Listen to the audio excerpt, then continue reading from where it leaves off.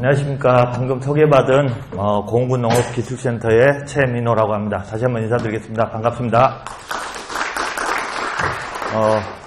제가 사실 농업인들 대상으로는 이 아열대 과수로 가지고 최근에 한 2-3년, 아니 한 4-5년 전부터 좀 강의를 다니고 있는데, 우리 동료 직원 지도사 선생님들께는 처음 강의를 하는 것 같아요. 근데 이제 제가 사실 이 분야를 강의를 하게 되는 건 우리 공군농업기술센터에서 2011년도부터 고흥이 그래도 육지부에서는 거의 제일 따뜻한 지역이고 하다 보니 아열대 과수를 실증 재배를 좀 해오고 있었습니다. 그래서 그쪽 업무를 맡으면서 자연스럽게 좀 아열대 과수를 접하게 됐었고요. 그걸 키우는 과정에서 이제 알게 된 내용들을 가지고 강의를 하는데, 뭐 어떤 따로 특별히 어떤 연구를 하거나 하지는 않고 그냥 실증 재배 과정에서 얻은 것들이기 때문에 뭐 아주 깊이 있는 그런 자료는 아니다고 생각이 되고요.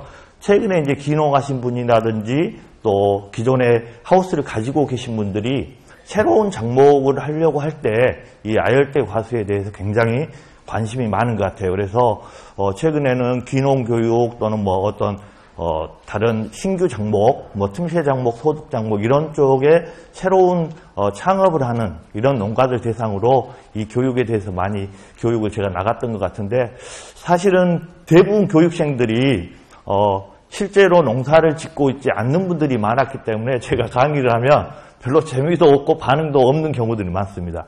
그런데 이제 일부 분들 중에서 제가 한 7, 8가지 작목에 대해서 소개를 해드릴 건데, 본인이 관심 있는 작목에 대해서는 또 굉장히 집중을 하시는 그런 경향이 있더라고요. 그래서 본격적으로 우리나라에서 현재 주요 재배되고 있는 아열대 과수에 대해서 소개해드리는 시간을 갖도록 하겠습니다.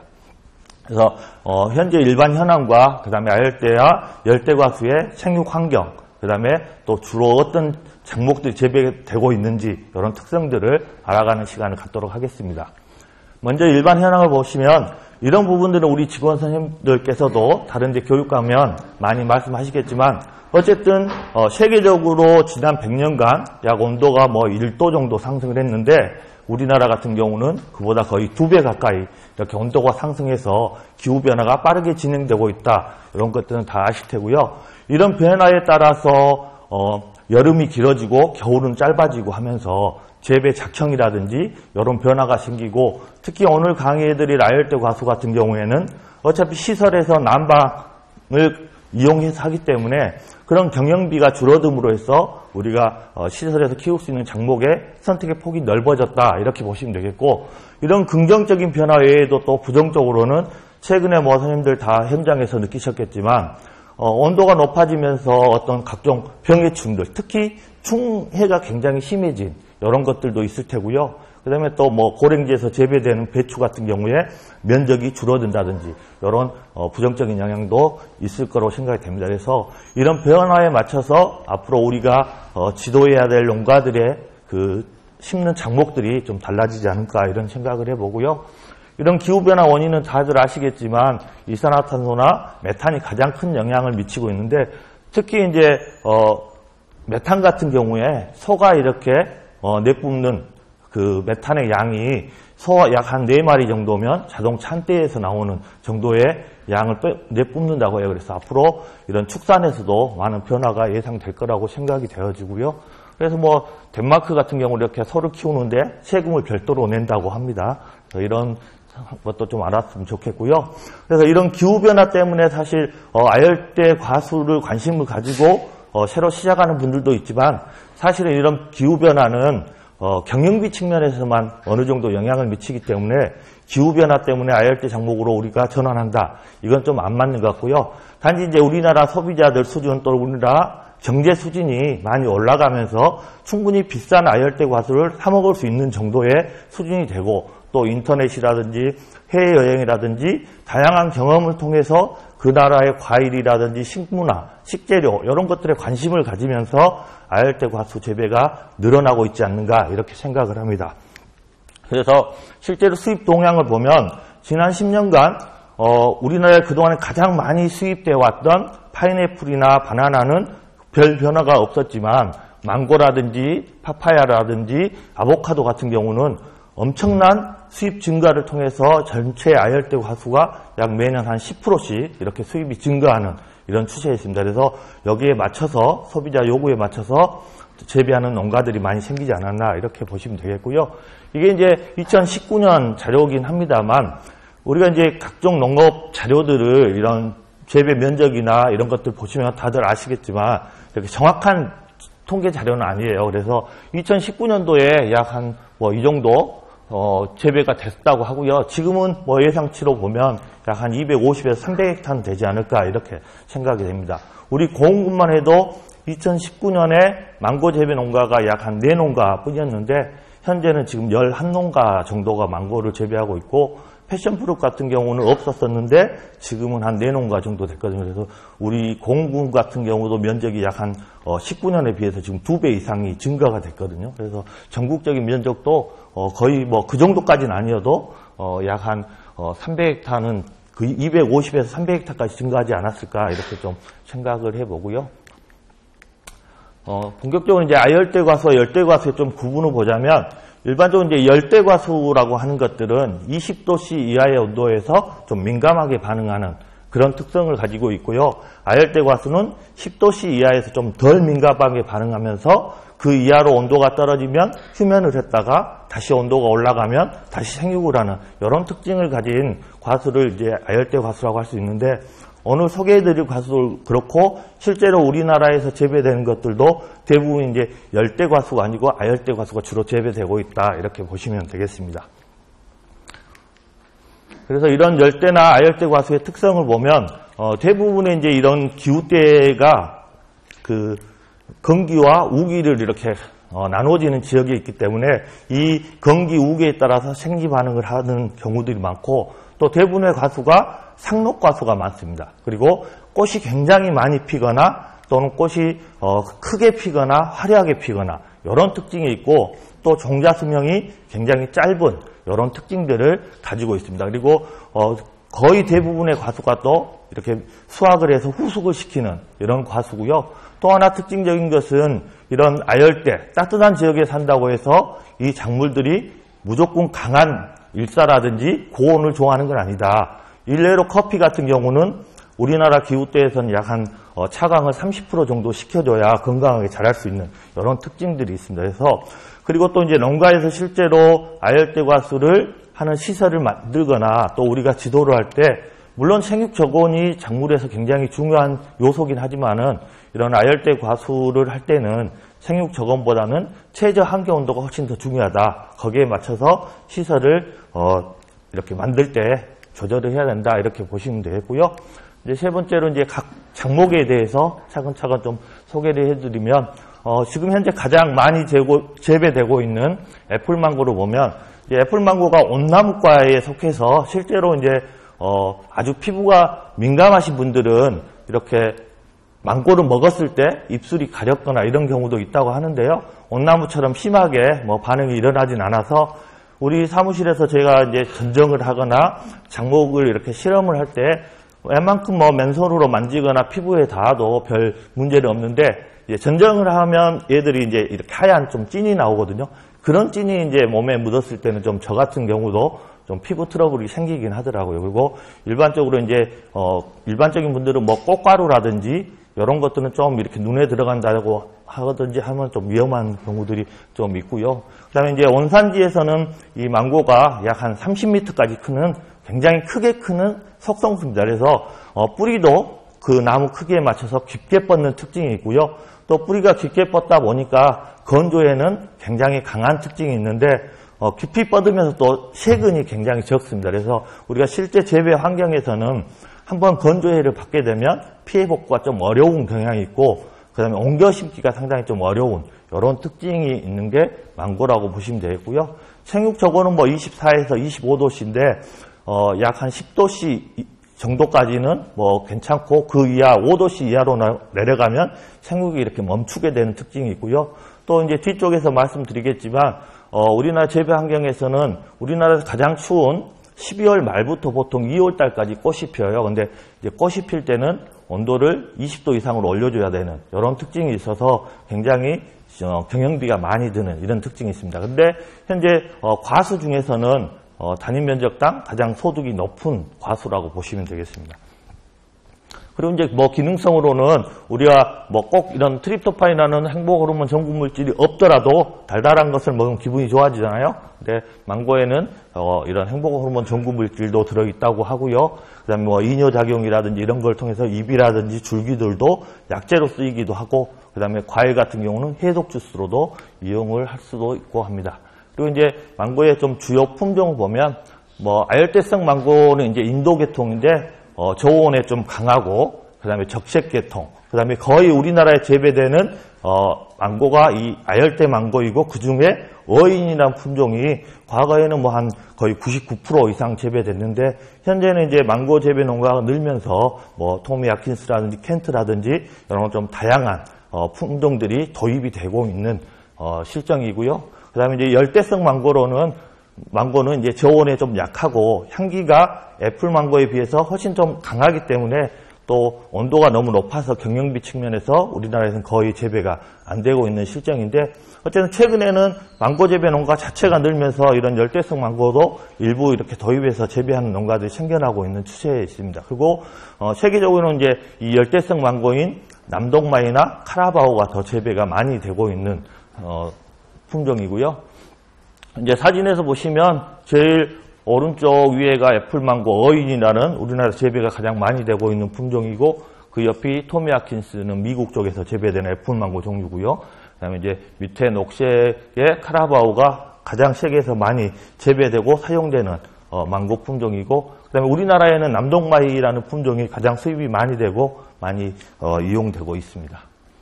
그리고 이제 재배 역사는 보면 우리나라에는 1993년도에 처음 들여와서 2004년에 처음 실증 재배를 했다고 하고요. 그다음에 수출입 동향에서는 앞서 말씀드린 대로 남동마이라는 품종이 가장 수입이 많이 되고, 최근에는 애플망고도 수입이 많이 되고 있는 추세에 있습니다. 그리고 온도는 앞서 말씀드린 대로 24에서 30도씨가 가장 생육 적원인데, 개화기에는 이제 20도씨 이상으로 올려줘야 되는데, 그 이유는 뒤쪽에서 다시 한번 설명드리기로 하고, 그 다음에 이제 물관리 쪽에서는 아까 앞서 말씀드린 대로 뿌리가 굉장히 깊이 뻗는 특성이 있기 때문에 건조해는 굉장히 강하지만 세근이 없어서 건조해를 한번 받으면 회복이 어렵기 때문에 좀 물관리를 세심하게 해줘야 될 필요가 있다, 이렇게 보시면 되겠고요.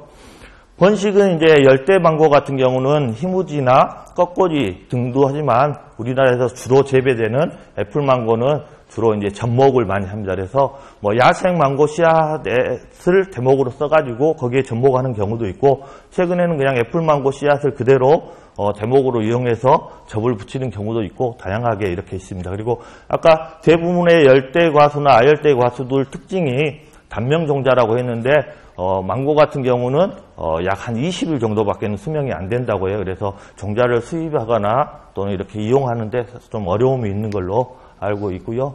이제 개원을 할 때 우리가 농업인들 대상으로 제가 교육을 할 때는 여러 가지 말씀을 드리지만 다 아시는 내용일 테니까, 망고 같은 경우 최근에 이제 처음에 우리나라에 연구하신 분들이 이 뿌리가 굉장히 깊게 뻗기 때문에 후기의 망고가 어느 정도 생육이 진행된 후에 뿌리 양이 너무 많아지면 망고의 생육 관리가 좀 어렵다 해가지고 약 한 1m에서 80 정도의 구덩이를 파고 이렇게 방근 시트를 깔아서 뿌리 근권을 제한해주는 방법을 많이 제시를 했었고요.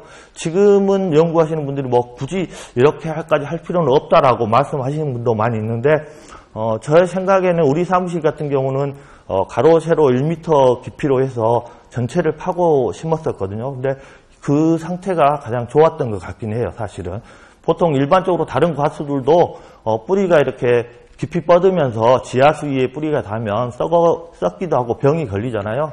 망고 같은 경우도 워낙에 뿌리가 깊게 뻗는 나무이기 때문에 그런 부분이라든지 또는 이렇게 뿌리가 너무 많으면 지상부 생육이 너무 빨라지는 이런 특징이 있을 것 같아서 어느 정도의 근권을 제한을 하고 심는 게 좋겠다, 이렇게 생각이 되고요. 그 다음에 심는 시기는 우리가 다른 작물도 다 마찬가지지만 일반적으로는 우리가 낙엽과수들은 낙엽이 진 후에 가을에 심는 게 맞고, 낙엽이 안 되는 상록과수들은 보통 봄에 심는 게 맞는데 망고도 마찬가지로 상록과수기 때문에 주로 5월 달에 심는 게 가장 활착이라든지 이쪽에 좋다고 이렇게 하는데요. 실제로 이제 농가들이 실제로 과원을 조성하고 할 때는 우리가 일반적으로 망고 같은 경우에 특히 뭐 보조 사업을 하거나 시범 사업을 하거나 이런 경우들이 많은데 어떤 하우스만 이렇게 준비가 되면 어차피 가온을 해서 하기 때문에 크게 뭐 언제 심어서 이렇게 특별히 나쁜 건 없는 것 같아요. 단지 이제 활착이라든지 다음에 생육이라든지 이런 걸 봤을 때는 봄에 심는 게 가장 낫다 이렇게 보시면 되겠고요. 그다음에 이제 아까 온도에서 잠깐 얘기할 때 12월부터 2월 달까지 20도씨 이상 이렇게 관리를 해줘야 된다고 했는데 처음에 심어놓고 얘들이 꽃이 피거나 열매를 수확하기 전에는 굳이 뭐 20도까지 올릴 필요는 없고 한 10도씨 이상으로만 이렇게 관리해서 키우시다가 이제 한 3년 정도 돼서 열매를 맺을 때 이럴 때 이제 그때부터 20도 이상으로 올리면 될 것 같아요. 그리고 이제 제가 강의 다녀보면 일반적으로 이제 창업을 하시거나 아니면 기농하신 분들이 이 과수, 특히 시설에서 과수를 선택하는 이유가 다른 농업들은 너무 일이 힘들고 많기 때문에 또는 내가 앞으로 뭐 한 3, 4년 후에 기농을 할 건데 지금부터 나무를 심어서 이렇게 어느 정도 크면 그때 본격적으로 내려와서 하련다라고 하는 분들이 많은데 실제로는 이제 과수 같은 경우에 막 심어놓고 수영을 잡는 1, 2년이 가장 중요하기 때문에 그때 수영을 잘 잡아야 된다 이렇게 말씀드리고 저는 그분들한테 그래서 완전히 기농을 하신 다음에 나무를 심으라고 하거든요. 망고도 뭐 마찬가지로 시설에서 심고 1, 2년 동안에 수영을 형성하는 게 가장 좋다 이렇게 보시면 되겠고 최근에는 뭐 일문자형 수영도 많이 키우는데 우리 사무실 같은 경우는 좀 수고를 낮춰서 저수고로 개심 자연형 정도로 이렇게 키우고 있고요.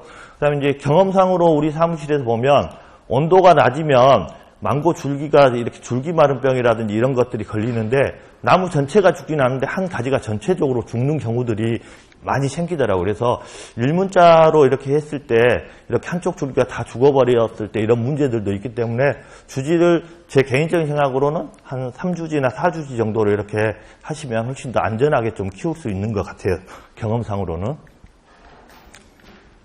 그리고 이제 결과 습성을 보면 망고가 보통 이제 7월 달에 일반적인 관리를 하면 7월 달에 수확을 하는데 7월 달에 수확을 끝내고 7월 말에서 8월 초순까지 해서 일반적으로 전정을 하면 그때 이제 새 가지가 나오는 가지에서 꽃이 핍니다. 그래서 전년도 여름부터 가을까지 나오는 가지에서 열매가 달린다 이렇게 보시면 되겠고 앞서 뭐 열대과일 특징 얘기할 때 꽃이 많거나 화려하다고 했는데 망고 같은 경우는 보통 일하방이 건강한 경우에 약 한 80에서 1m까지도 크고요.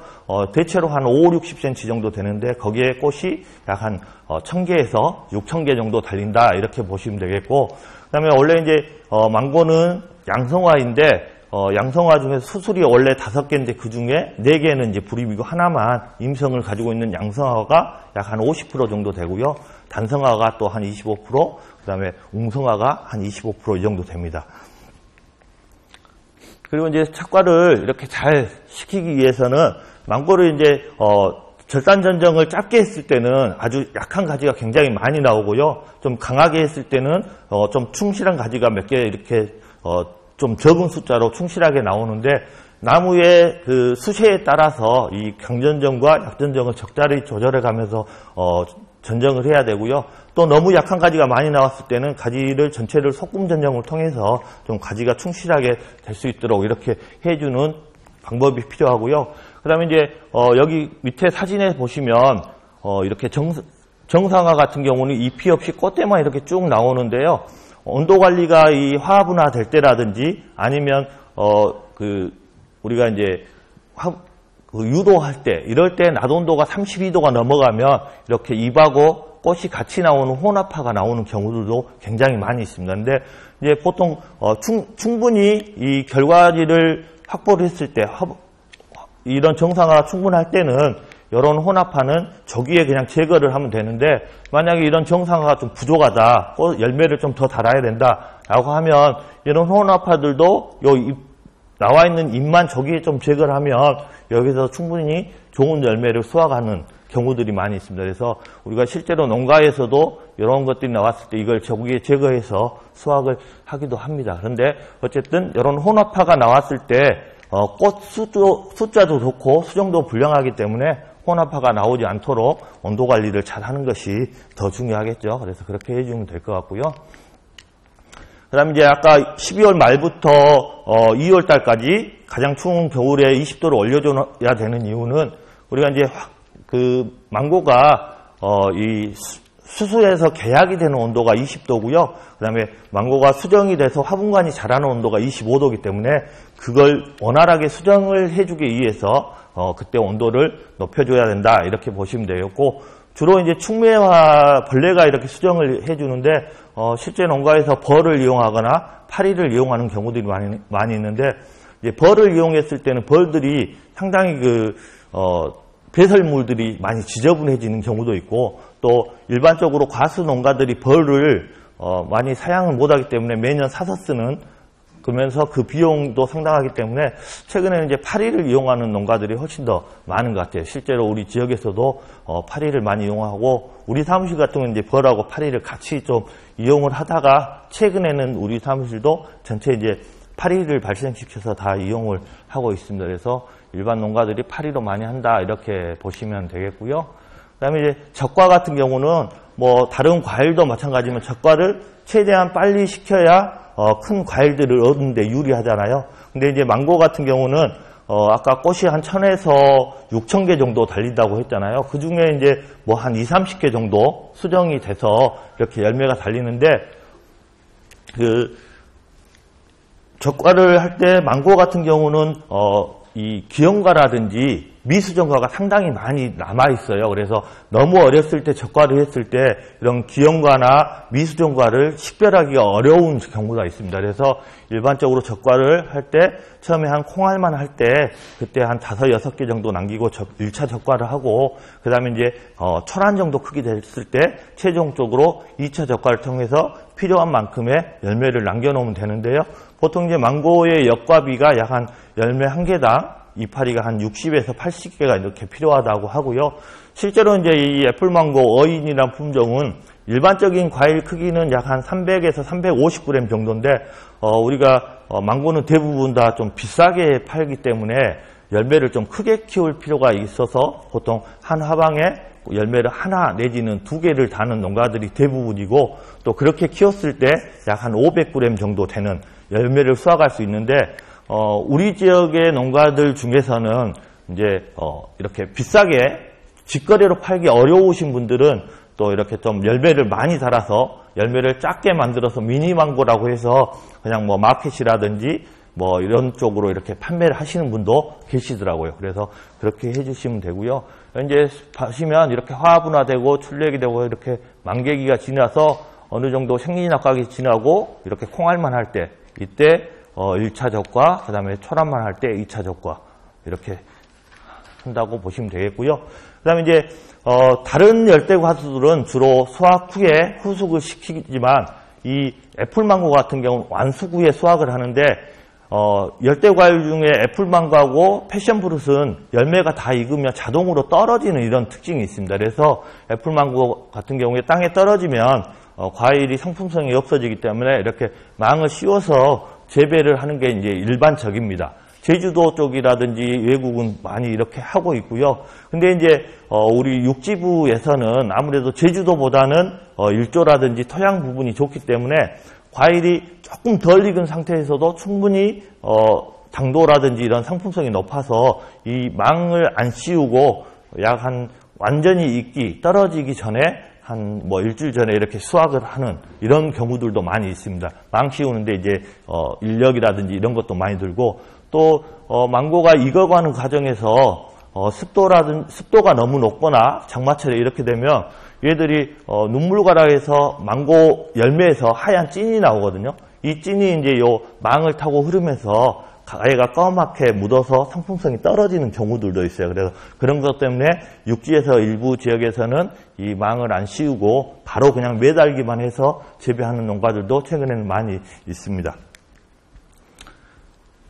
뭐 생산량은 아까 앞서서 봤지만 이제 앞으로 이제 이 망고의 전망 이런 것을 좀 보자면 일본하고 우리나라가 이제 보통 경제력도 비슷하고 하기 때문에 많이 비교를 하는데 이제 우리가 소비 지수는 이미 우리나라가 앞질렀다고 하잖아요. 그런 면에 봤을 때 일본 인구하고 우리나라 인구하고 봤을 때 일본이 우리나라보다 약 한 2.5배 정도 높기 때문에 현재 일본은 뭐 약 한 350헥타 정도 망고가 된다고 해요. 그래서 우리나라도 한 150에서 200헥타까지는 면적이 늘어도 크게 문제가 없지 않나 이렇게 이제 생각을 좀 해보고 있고요. 여기는 이제 16년이고 아까 19년도에 뭐 한 100 망고가 한 70헥타 정도, 지금은 한 130, 40헥타 정도는 될 걸로 예상을 하고 있고요. 이제 이렇게 망고를 150헥타나 200헥타 늘어도 문제 없다고 하는 전제 조건은 사실은 여기에 요 망고 수입 요건이 계속 유지된다는 조건에 기반한 것입니다. 그래서 망고 같은 망고 과실팔이라는 검역병해충 때문에 이제 망고를 수입을 할 때 약 한 46도씨의 온도에서 10에서 30분간 이렇게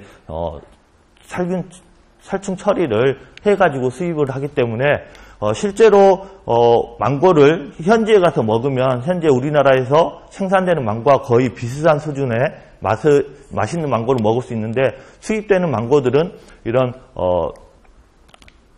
증열 처리 과정에서 과육이 물러지거나 향이 줄어들거나 이런 것 때문에 맛이 떨어지는 이런 증상이 있습니다. 그래서 만약에 근데 이게 수입 요건이 풀린다라고 하면 사실은 현재도 망고 가격이 약 한 3배, 수입과 망고하고 한 3배 정도 차이가 나거든요.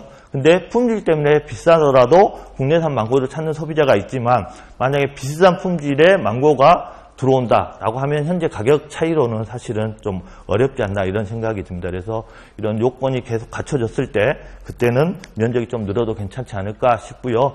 이런 이제 증열 처리나 살균 과정 때문에 실제로 국내산 망고하고 수입산 망고하고 보시면 당도에서도 차이가 많이 나고요. 특히 이제 경도, 단단함 정도, 그다음에 향기라든지 이런 데서도 차이가 난다 이렇게 보시면 되겠습니다. 그래서 이게 이제 제가 재작년에 인터넷에서 찾았는데 올해도 강의하려고 보니까 이 가격이 그대로더라고요. 그래서 수입산 망고가 보통 한 2.5kg긴 합니다만 한 4만 원 정도 하면 국내산 망고는 약 한 15만 원에서 뭐 17만 원 요 정도 한 3배 정도 거의 3배에서 4배 정도 가격 차이가 나고요. 이렇게 비쌈에도 불구하고 최근에 소비는 계속 늘어나고 있습니다. 그래서 이제 내가 직거래만 가능하다면 사실은 망고처럼 고소득 작물이 없다라고 생각이 되고요. 단지 이제 이런 오늘 소개해드릴 모든 열대 과수들은 사실은 공판장 쪽으로 가면 가격이 거의 요 직거래 가격에 약 한 60에서 70%밖에 못 받기 때문에 실제로 내가 직거래를 할 수 없다라고 하면 사실은 이런 열대 과일이나 그런 좀 틈새 과일들은 선택을 안 하는 게 낫다 이런 생각이 듭니다. 어쨌든 가격대는 이렇게 되고 있고요. 그래서 뭐 앞서 잠깐 말씀드렸다시피 식물방역법으로 생과 수입이 금지되거나 면세유가 계속 유지되거나 또는 면세 정기가 유지되거나 이랬을 때는 앞으로 뭐 한 150에서 200헥타까지 늘어도 충분히 경쟁력이 있다라고 이렇게 이제 판단을 하고 있고요.